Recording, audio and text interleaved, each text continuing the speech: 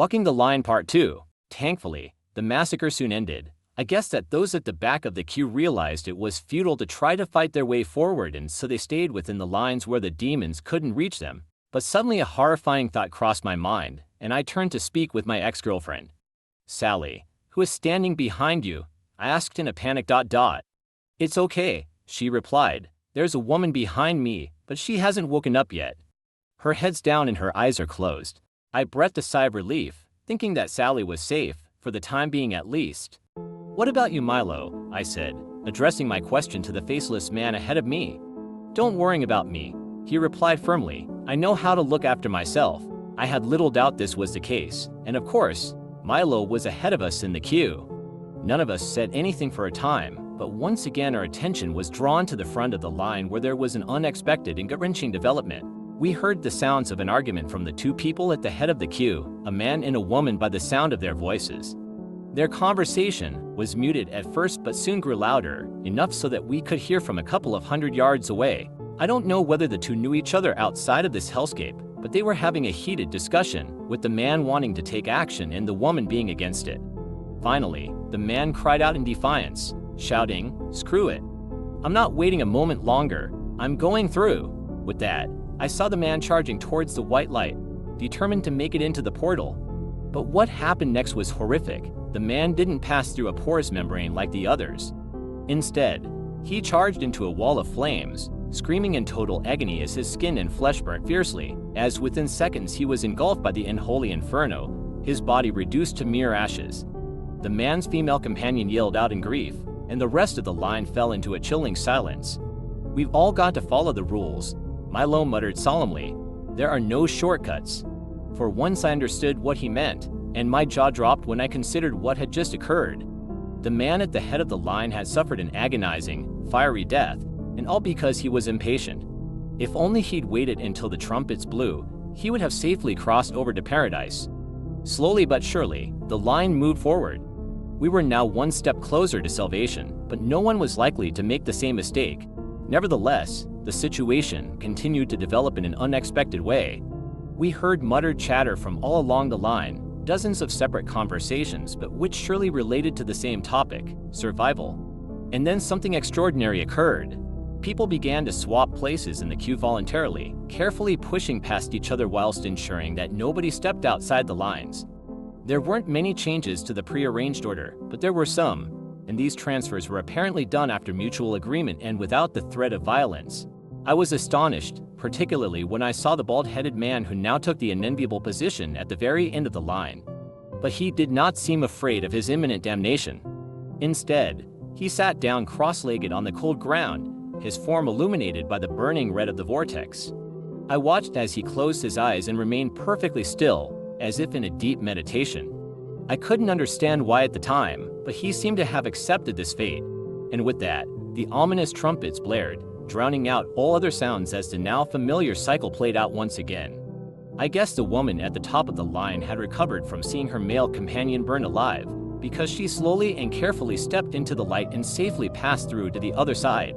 And meanwhile, the bald-headed man at the rear maintained his monk-like composure right to the very end. He didn't fight or even scream when the vortex sucked him in, and his limp body disappeared into apparent oblivion. I shook my head in disbelief. It was clear that something significant was happening here, but I couldn't quite put my finger on what it was and how it impacted on us. But Sally was quicker off the mark, which I suppose I should have expected. She'd always been smarter than me and knew how to cope in a crisis situation. I'd learned as much during the incident 2 years before. Still, as well as I thought I knew my ex-girlfriend, I never could have predicted what she'd do next. "Hey Milo, how are you holding up?" she said suddenly.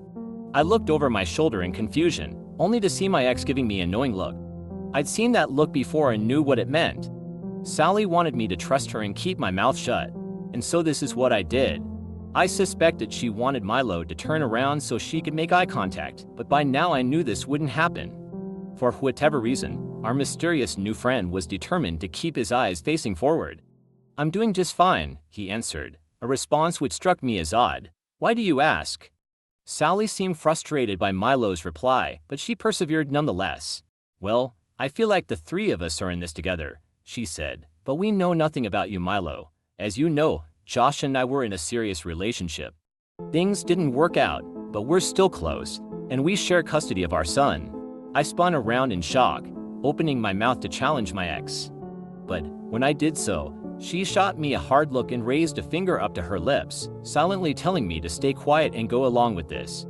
Obviously, Sally was lying. We never had a child together. We'd talked about it, but our relationship ended abruptly soon after the incident, and our dreams of having a family died at the same time.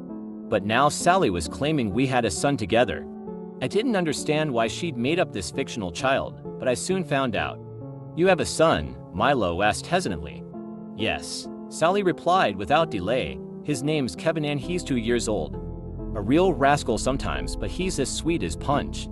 I was shocked by how deeply invested Sally was in this lie she'd manufactured from thin air. It was frightening how she was willing to add details to make it sound more convincing. I was driving to pick Kevin up from my parents' house when all this happened. "I just hope he's not too upset and wondering where his mummy is."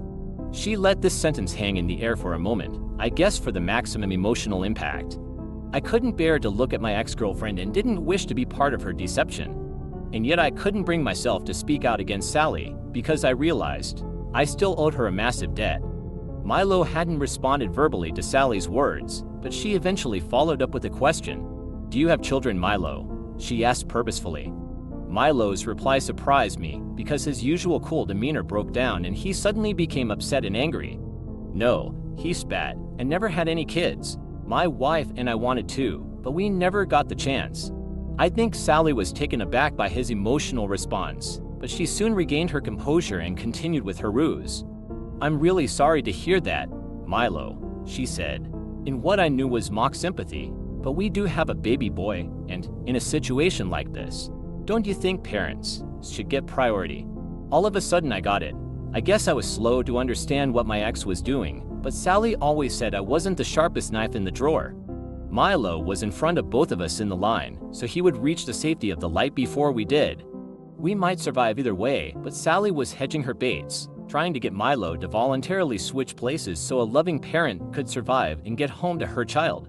I guess this lie was meant to help me as well, but I still didn't like it. We'd told too many lies already, and there had to be consequences for our deception. Nevertheless, I didn't say a word, instead waiting for Milo's response. But before he had an opportunity to answer, the trumpet sounded once again. As we covered our ears, the familiar pattern took place before our eyes, with one figure stepping into the light and another getting sucked into the vortex. In the aftermath, an individual broke from the line and stepped into the shadowy kill zone. I was shocked to see this figure was little more than a child, an adolescent boy with wild terror in his eyes. I didn't see whether the kid was pushed or if he ran, but he was quick on his feet and seemed determined to make a break for it. Inevitably, a gang of 3 bloodthirsty demons emerged from the shadows and grasped at the kid with their claws, but amazingly the kid dodged all of them, making it past the trio of monsters and sprinting into the darkness. He disappeared from sight, and for a brief moment I thought he could actually make it to safety, but then we heard a blood-curdling scream closely followed by the cracking of bones and the ominous sound of a huge beast biting into flesh, and I realized that the kid had fallen victim to some yet unseen horror lurking in the shadows. My heart sank in that moment, but Sally's devious plan was still very much in play.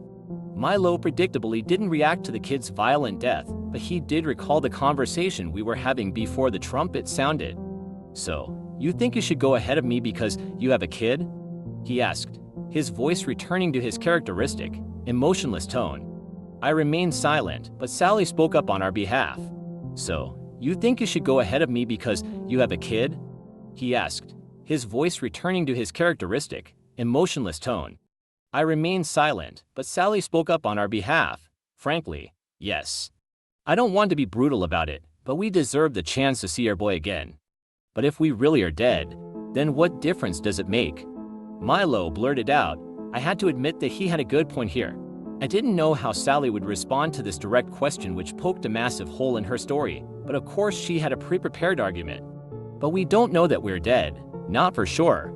If we have been abducted, then reaching the light could bring us home, and besides, even if we have passed away, don't you think loving parents deserve to go to heaven?" I didn't know how Milo would react to this loaded question, but I certainly didn't expect what happened next. Because suddenly Milo began to laugh, quietly at first but growing ever louder. But his laughter wasn't one of mirth. Instead, it was filled with bitterness and scorn. I turned around to look upon Sally, only to find she was as baffled as I was. We had no choice but to wait until Milo finished his mad cackling and opened his mouth to speak, his voice now filled with passionate angst. "You really don't know who I am, do you? I hoped there would be some recognition, some remorse. But now I realize this is beyond you both."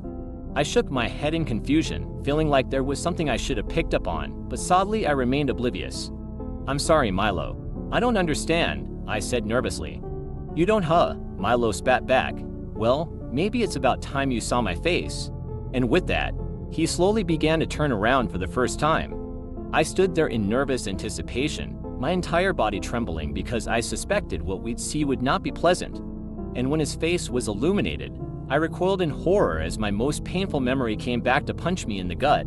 Milo's face was in actual fact a grotesque death mask, his dead eyes bulging and his forehead caked in dried blood. His skin looked like leather, and when he opened his crusty lips, green water poured from his mouth and nostrils. I heard Sally scream behind me, and I was about to follow suit. But in that moment, the trumpet sounded, louder than ever this time. I fell to my knees and buried my head in my hands, but the almighty din was too intense. I felt like my head was about to explode, and then I found myself drifting out of consciousness, as suddenly my whole world went black. And then I was in another place and time, thrust back to a point in my life which I had tried my hardest to forget. Sally and I were in my car, driving along a lonely country road late at night. We were coming home from a party and were in high spirits. We'd both been drinking. I was driving and surely over the limit, but I'd made this journey a dozen times before and thought it would be fine. I remember the two of us laughing over a shared joke. I glanced over to the passenger seat, looking into Sally's mischievous eyes and feeling so much love for her in that moment, but I should have kept my eyes on the road because I didn't see the pedestrian until it was too late. A sudden panic overtook me as I slammed my foot on the brakes, but I hit the man head-on, horrified as his broken body was thrown up onto the hood before it smashed against the windscreen. I brought the car to a stop as the body fell heavily to the ground, and I sat frozen, still gripping a tight hold of the steering wheel and in a state of shock.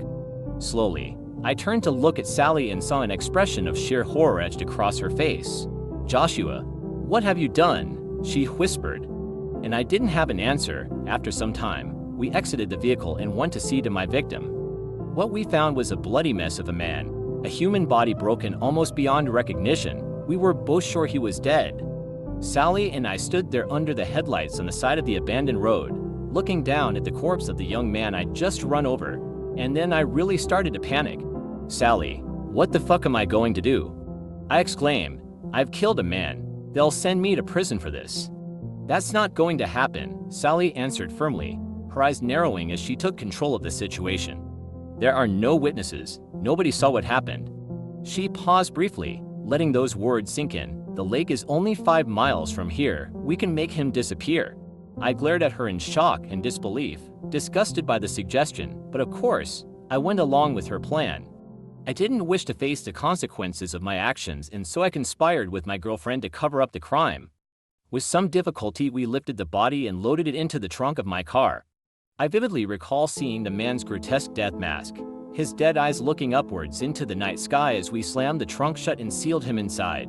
We drove to the lake, exiting the car at the top of a disused jetty after releasing the handbrake, watching in solemn silence as the vehicle rolled downwards and disappeared under the water's surface. Sally and I made the long walk home that night, barely speaking a word as the seriousness of our crime hit home.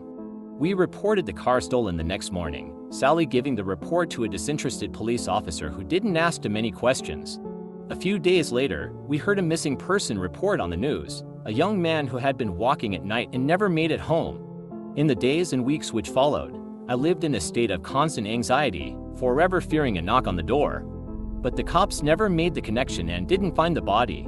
I guess it was about 2 months later when Sally and I were watching TV at home, and suddenly there was a press conference featuring a teary-eyed woman giving a statement with a photograph of the missing man framed behind her. She pleaded for anyone with information to come forward and wept as she begged for her husband to come home. And the missing man's name was Milo. Suddenly my ears were filled with the sound of trumpets, and I was brought back to the dark hellscape, except the circumstances had changed during my absence. The first thing I noticed, before I even opened my eyes, was the overbearing heat. Before, this place had been ice cold, but now the opposite was true.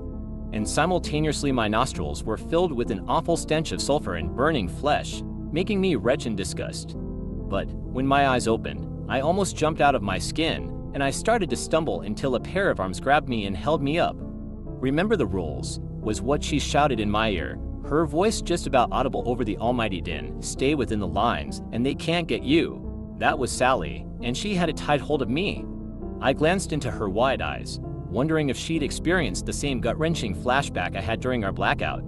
The look of horror etched on her now drawn face told me she surely had, but this wasn't the reason she was so frightened. The demons weren't in the shadows any longer.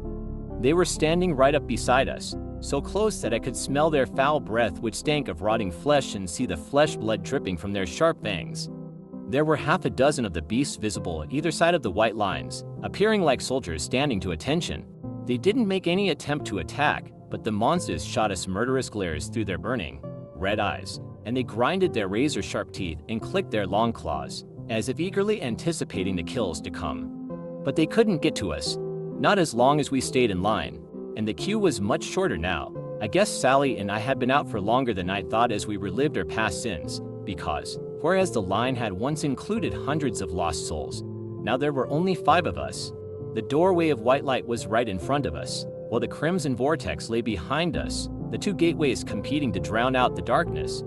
But the intolerable heat and disgusting stench came from our rear, and I had no doubt that the vortex was a portal to hell itself. In the moment which followed, the terrifying process repeated, as the anonymous figure at the front of the line crossed over and the woman behind Sally screamed as the hellish whirlpool sucked her inside. And then there were only the 3 of us. In all the chaos, I'd almost forgotten about Milo, but the ghoul was still facing us, his dead eyes burning with rage as he savored his moment of retribution. "Tell me," he snarled through his rotting maw, "do you feel any guilt? Any remorse for what you did to me, for what you took from me?" I struggled to find the words to respond as I experienced a foul, burning sensation in the back of my head.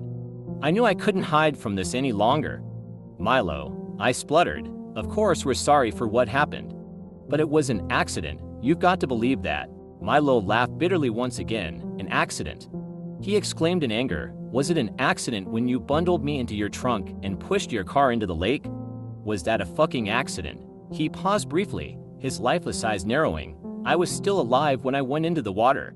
Did you know that?" I shook my head in disbelief, muttering, "No, that's not possible." "It's true," Milo confirmed with a nod.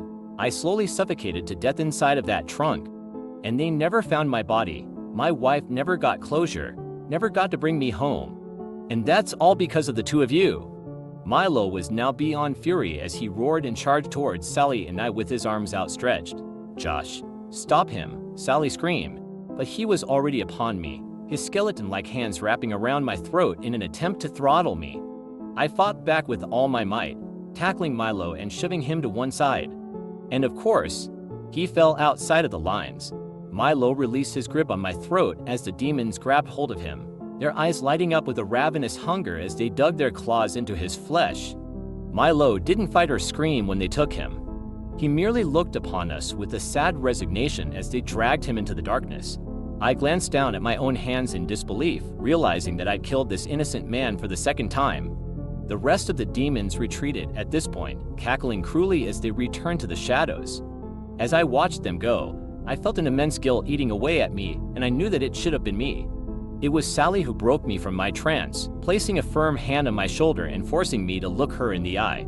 "Joshua, are you doing okay?" she asked sympathetically. I shook my head, muttering, "I'm a killer." "You did what you had to do, Josh. You were trying to protect me, but I need your help one last time." "What do you mean?" I shot back in confusion. She sighed deeply, probably frustrated by my lack of awareness. "Come on, Josh. There's only 2 of us left now. What's going to happen when the trumpet sound?" And suddenly I was up to speed. I was standing in front of Sally in the line and was closest to the white light of salvation. "You want to swap places," I said ominously. "You want me to sacrifice myself for you." I wondered what I thought about this idea. It certainly wasn't an appealing offer. I was terrified by the vortex and whatever hell lay beyond it. Of course I was.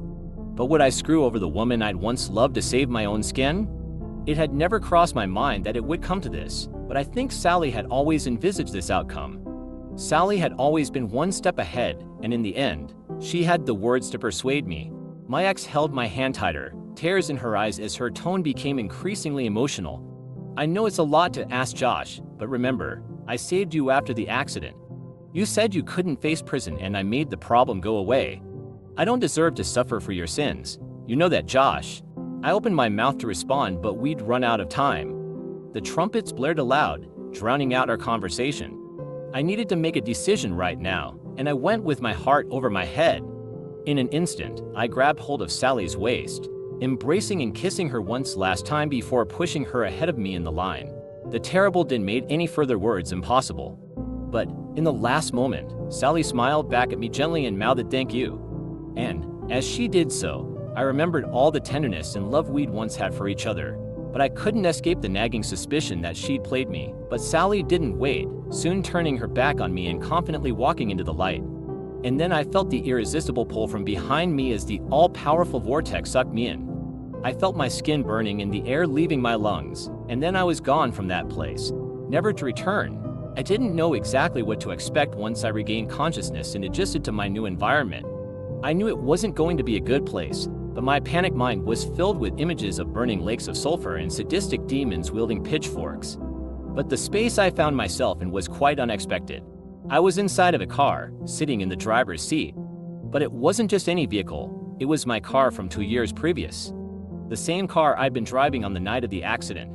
The night I'd killed poor Milo for the first time. And that wasn't all. I was underwater, surrounded by dark, flowing liquid on all sides, with the only illumination coming from the light above the dashboard. I started to panic, struggling to breathe as I desperately tried to open the doors, only to find they would not budge. Next, I kicked out at the windscreen, which was already shattered from the night of the accident, but when I kicked the glass, I discovered it was rock hard and unbreakable. I cried out in angry frustration, slamming my fist on the wheel and hearing the muffled sound of the horn.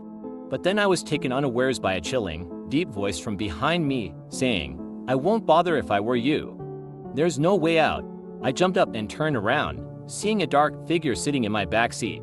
I knew he hadn't been there a second before, and so he'd seemingly materialized out of thin air. The man, if that's what he was, appeared well dressed in a finely tailored tuxedo suit, seamless white shirt, and black bootie, but I couldn't see his face as it remained hidden in the shadows. Thus far, he'd only offered me what seemed like advice. Nevertheless, there was something very disturbing about his tone of voice and whole demeanor, and so I guessed this mysterious individual was no friend of mine. I felt like history was repeating itself and feared the worst, struggling to speak through trembling lips and asking, "What is this place?" "Isn't it obvious?" the shadowy figure replied. It was, of course, and I needed to face the grim reality of my situation. "I'm in hell, aren't I? This is my personal hell." The shadow man responded with a sly chuckle before saying, "Certainly not, Joshua. This is a halfway house of sorts. Call it purgatory if you will. Believe me, you'd know if you were in hell." I experienced a wave of emotions in that moment, relief for sure. But, as always, I was confused. "I don't understand," I exclaimed. I was sucked into the vortex. I smelt the sulfur, felt my body burning. "You made an assumption," the man replied abruptly. "Did anyone tell you that one portal led to heaven and the other to hell?" I pondered his words for a moment until the horrifying implication became apparent. "Sally," I exclaimed. "What happened to Sally?" The man sighed before answering. "Sally is somewhere else. Don't worry about her now, Joshua. You won't see her again, not for a while anyway." I gulped, feeling a chill as I thought of my ex-girlfriend and feared for her safety, but it seemed there wasn't anything I could do for her right now. "And what about me?" I muttered nervously. "What will become of me?" There was a lengthy, almost unbearable pause before the shadow man answered me. "I'll be honest with you, Joshua, you've got us in a bit of a pickle. On one side, you committed a heinous sin on the mortal plane, but then you made a noble sacrifice in the Shadowlands to save a woman you once loved. Your sacrifice was futile in the end, but you weren't to know that. We're going to need some time to consider your fate, Joshua. In the meantime, you can stay here, in this watery prison of your own making." I experienced a renewed panic and also anger, crying out before I had the chance to think. "No, you can't keep me here. I won't stay." The Shadow Man's reaction was instant and furious. He leaned forward, allowing me to see his hideous eyes through the darkness, burning, crimson orbs which reminded me of the vortex I'd been pulled into, mesmerizing and yet terrifying at the same time. And when he spoke, his voice blared out like a banshee's wail. "You'll do what we damn well tell you," he screamed. "Do not test me, you wretched mortal. I can make all your worst nightmares come to life." I'd never been as frightened as I was in that moment, not during my mortal existence or even in the Shadowlands. Whatever this entity was, I realized he could inflict suffering upon me that I couldn't even imagine.